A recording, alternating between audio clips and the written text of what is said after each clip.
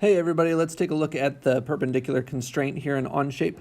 I have 3 lines and I'm going to use some perpendicular constraints on them. So let's start with this. If I want to make this line and this line perpendicular to each other, I just tap each one, go to the constraints and tap on perpendicular.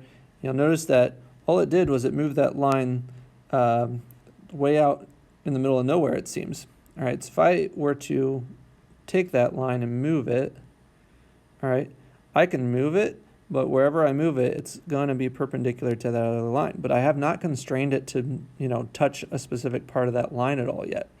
So it is perpendicular, it's just kind of allowed to be wherever it wants to be.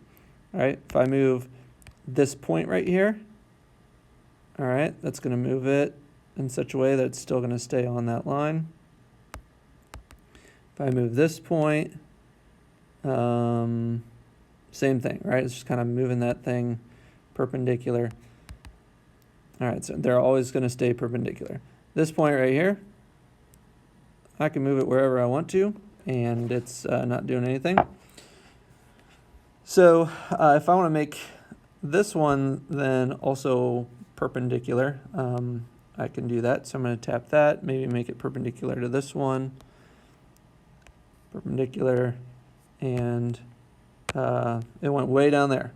Okay, that's crazy. So if I want to move it up, I can move it up. And they're perpendicular, all right, but there's just not anything else that I can do about that. Now, if I want to make this perpendicular and constrained to specifically the midpoint of this line, then I can start to drag this point. Oops, I did not want to do that. I'm going to drag this point, and first of all, I can get it on that line. See how it's kind of thinking I want it to stay on that line? So I'm going to try, I could do that. I can move it through and it won't do anything on that line. So this would be a coincident constraint. And then if I go up here, now it's a midpoint constraint, snapping it right to that midpoint.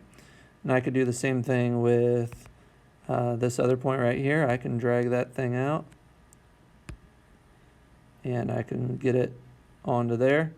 I can coincident to the midpoint. I can just coincident to this line.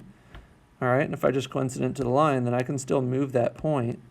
All right, I can move it back and forth and so on, and it's going to keep those things perpendicular to each other and all the constraints there. So I hope that helps with the perpendicular